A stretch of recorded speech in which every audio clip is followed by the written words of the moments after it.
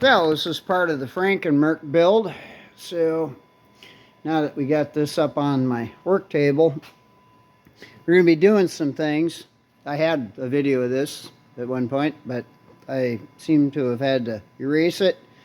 And now that we're way further along in this project, I wanted to showcase this thing. So, and what I'm going to do to it. So, um, So what's going to happen is as you can see, she's all pretty gamey and nasty and you know and dirty and so on. So what's going to happen next is this is going to see a huge cleanup and get some new things. And we're going to go through the distributor and we're going to check the points and we're going to do the carburetors if they need, well, a partial do on the carburetors, not taking them off. Don't need to. I've done this enough times. I know they're problematic areas. And so we're going to take a look at those. And I don't even know if that's going to end up being on part of this video, but I know that a lot of the cleanup will be. And so on there. My channel subscribers, you guys have spoken and I have listened to get these videos quicker, more to the point, and have change also shorter, 15 to 20 minutes, because people don't have an hour to sit down and watch a movie with a wolf in it. So actually a twist on a Steven Spielberg thing. So just a couple minute intro to what's going to go on with this 100 horsepower head, and we'll get back to you really soon with what I'm going to do to it next. I'm going to make a mess. So this is our Tiger block, our MERC 1000 Tiger block. And I want to have a little conversation about porting in U. These are the exhaust ports, and you can see there's slight contamination in here, which, to be honest, this isn't bad. The worst ones usually are OMC, because they don't have a very clean burn in their combustion chamber. And I have seen some of the mid 70s Mercuries that were lugged a lot and never ran wide open, and those particular ones are extremely loaded up. I'm just going to put my flashlight in here so you can kind of see what I'm going to be cleaning out. I don't know how to do this so the camera doesn't freak the hell out. Let's see. No, that's not working. That's not working. Well, you get the idea. So you can see carbon deposits in there, and those are energy robbing things. There's a better shot. I guess those are real energy robbing things when they're like that, because the exhaust gases tumble. If they're going to tumble like that as they're coming out the ports, it's gonna basically rob horsepower. It robs RPM, and RPM is horsepower in a two-stroke. Another thing that I learned in the many years of racing snowmobiles, Polaris snowmobiles, and I built a lot of really, really wicked motors. And that is, let's see if I get the light up here. Oh, camera likes that way better. Oh, who would have thunk it? There you go. Now you can see the slobber. There's a small amount, on this side of the chamber too. But one of the things that I learned is in exhaust porting was from some of the masters, and I put it into practice, was every sharp edge is a restrictor. So if you've got a really sharp edge, you've got a really big problem. Let's take this edge right here, right there. That is going to cause a tumble. So what I'm going to be doing to this particular motor is basically rounding those real blunt edges off so the exhaust flows out through them. Now, this is pre-tuner pipe motor, which came much later. Actually, I think about 1965, when they started actually creating a tuner tube for these to develop more power for better scavenging and so on there. And This is also in the vintage when they ran megaphone pipes out the side, which really, to be honest, if you know anything about how two-strokes work and how tuner pipes work, they work on basis of sound waves.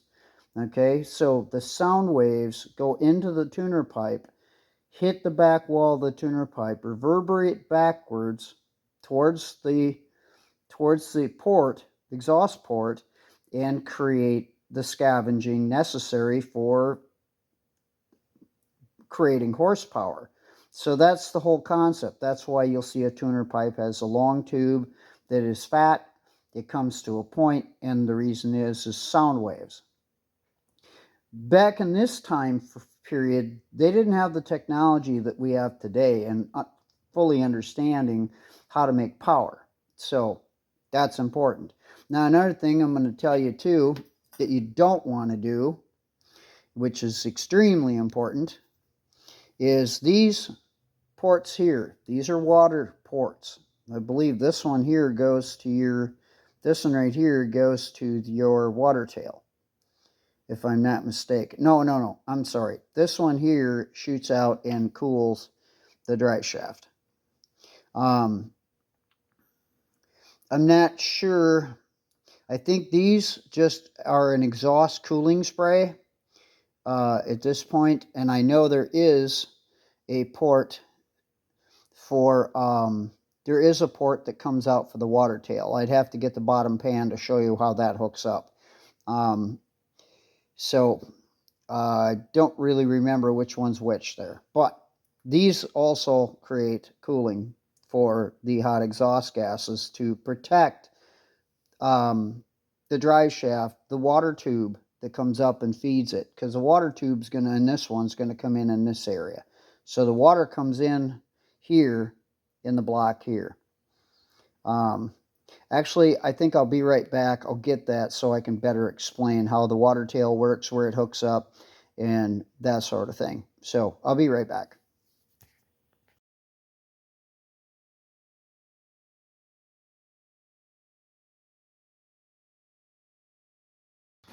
Okay, we're back. So we can better explain the water tail. Here is, this flashlight's way too bright most of the time.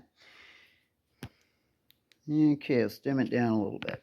And, okay, there you can see the water tail where it comes out on this side. Okay, now where it comes out on the port that feeds it, which I really want to talk about too, because it needs to get cleaned out. They are always full of crap. I have seen some of them with literally a rock or huge chunk of sand packed in them where they don't work anymore.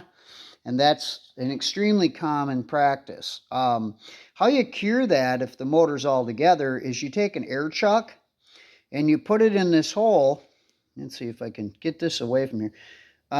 You put it in this hole and you blow backwards, and it blows the rock out, which blows it back into the water chamber, and it will come out one of these two holes. One of these three, I should say. It'll come out one of these three holes, most generally. Or it'll, if it's somehow it was a big rock that got in there, and I don't know how you'd get something huge in there, but I have seen crazy stuff. Usually it's sand. It's just small particles of sand that got through the screen in the intake, water intake. If it's big enough to get through the holes in the gear case, it can, I gotta get this right, it can raise all kinds of hell in here. I have actually had pieces of water pump that a water pump completely went to hell. And there would be chunks of, you could literally, when you tore the motor down, you could see hunks of water pump laying in those passageways. I gotta quit with this stupid light because my camera does not like it. Let's see. I'm gonna try to find something. Oh, much better. Too bright.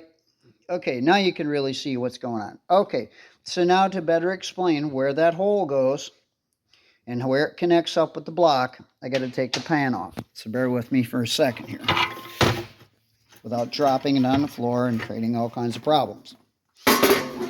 that pan also has some bad spots too, where it's got a lot of carbon ridge and carbon buildup. This will, when I'm done here, because I can't do die grinding on the on the camera, because it's just gonna raise hell. So all this carbon buildup here and all the garbage around here, that's all going to get cleaned up and polished up a little bit. So ain't going to go real crazy with it, because it's just a lip and there's not much you can do. Just make sure there's no roughness to it. Okay, now we're back at this. So we're going to kneel down here, and I'm going to try to shine a little light on us. And if you can see up in that hole right there, that's your water tail hole. You can see how full of crap it is. See if I can get, oh yeah, there.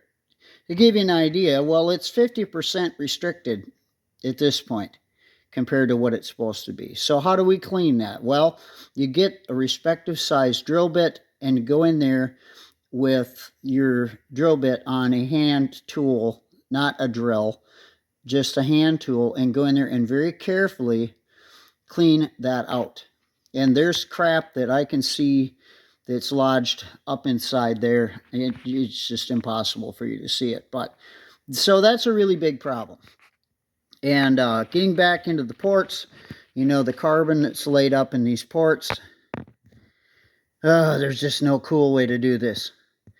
Yep, I'm just really striking out. So, well, that you can see the back side of the ports is pretty clean, okay? But there where it comes out of the cylinders, I gotta get a different perspective here.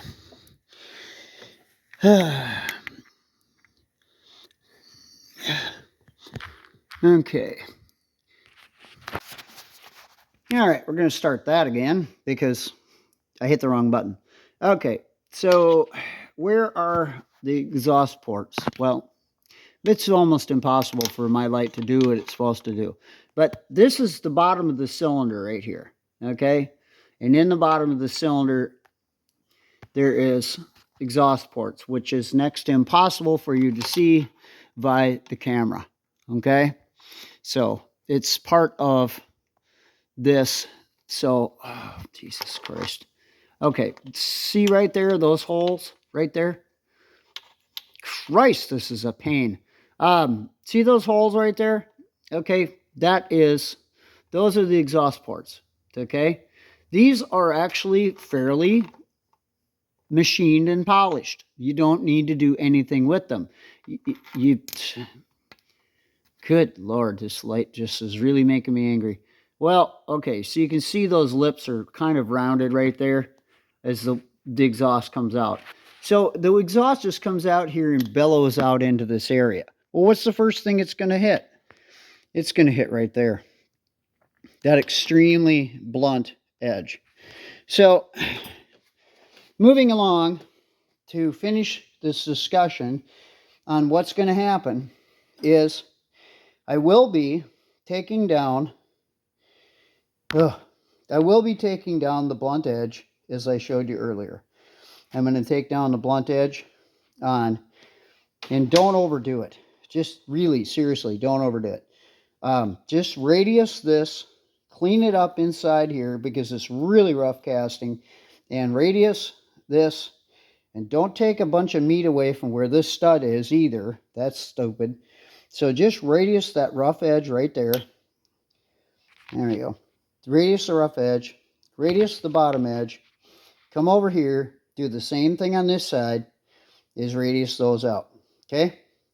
That's basically all you could really do here. And you'll get, you'll probably pick up 200 to 300 RPM out of it. It'll also help immensely with idle too, because back pressure is not your friend. I don't know how many guys have tried to tune Mercuries with muffs on them, and then they go stick them in the water, and it changes the back pressure, and they can't figure out why the goddamn motor won't idle. Because when you put more back pressure on it, it loads the exhaust. It's like stuffing a potato in your exhaust pipe, okay? So when you put them in the water, there's more pressure against the exhaust due to the pressure of the water in the exhaust chamber, in the midsection, and your idle speed will decrease immensely. So if your mechanic adjusts the idle on with muffs at the shop, and then you pick up the boat, you bring it to the lake, and you fire it up, and it kills everything every time you try to drop it into gear, it's because he set the idle speed wrong. Okay, the only true way that I've found is to have them in the water, either in a test tank or actually at a dock. And I had a test pond here for years. That's the way I would tune these. OMC is the same way. I mean, seriously, anything that you're going to create, back pressure on. Probably the most forgiving one I ever had was a Scott or McCullough. They're not as fussy. The 3 cylinders. They just don't seem to be as fussy.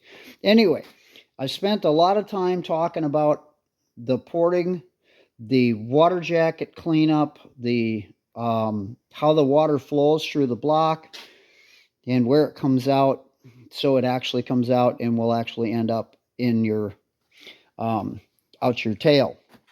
Now, last thing I'm going to touch base on here is this. I showed you on the block where the water comes in, okay, which is here. Okay, the water comes in here and then goes up inside the block. All right, this is where the tube is. There's also a little rubber gasket that goes in here, and don't lose that. If you're taking it apart, don't lose that. If you find it on the ground, you better pick it up, because that's a rubber grommet for the copper water tube. Yeah. How do I know what happens when you lose that? Well, I might have screwed up once or twice. So these passages here also are water drops. Okay, these are water drops right here. You can see that they're cordoned off here, and so the water comes out this area too, which actually will come out the exhaust. This back one, I believe, goes down into a chamber and is kind of the muffling part of the exhaust that you would see out the back of the midsection in a older MERC. Well, actually all of them for that matter. Doesn't matter which midsection you got. So that kind of tries to explain a few things. Also, this is a exit right here for the water around the head. So that's where all this stuff goes. So intake, exit ports. So keep all that in mind. So don't mess with any of this.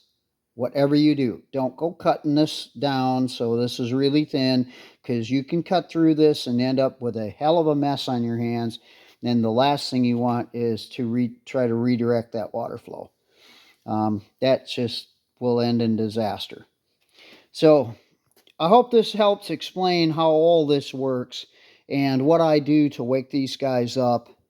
With this particular motor, with the older block, never been opened up before, I don't really want Tony over revving it, but I do want to improve the efficiency of the motor. I want to improve the torque of the motor. This is a torque robbing pig right here. These two things right here rob torque. So rob RPM, you rob torque in a 2-stroke. So so this is going to be very helpful. So when I come back here, this will all be cut and curved, cleaned, polished. All the crap will be out of the inside. And one thing I'm going to mention right now is, if you ever attempt to do this and you don't shove rags up in here, I mean up in both sides, and shove rags up in here, and then have a vacuum cleaner at the standby when you're actually cutting stuff, that's another reason why I can't show you how this works, is because it's extremely loud between the die grinder and the vacuum cleaner. it's freaking loud. Now, I'm just going to tell you, you plug these holes so you don't get any aluminum filings up in those, in the cylinders, because some will be exposed. You know, you got all 6 of these guys, and some of those ports are exposed. The pistons will be down and you can get crap in there. So stuff these full of rags and then have a vacuum running at the same time, you know, so that whatever you cut loose. Then get in here with the vacuum cleaner, and I will pre-clean this really good with gum out so that it's just super clean, so it's not sticky for crap to stick in it. And then just make sure that you do not leave any of that shit behind, because every time a 2-stroke breeze, it sucks and blows, sucks and blows. Okay, so as far as the exhaust, it's always pulsing back and forth. Maybe I shouldn't have said sucks and blows, but I don't know. You get the idea. Don't get dirty. I think that pretty much covers what's going to happen here, and probably got a lot longer winded than I wanted to. But it's a lot to take in for the average guy. We'll be right back with cool stuff.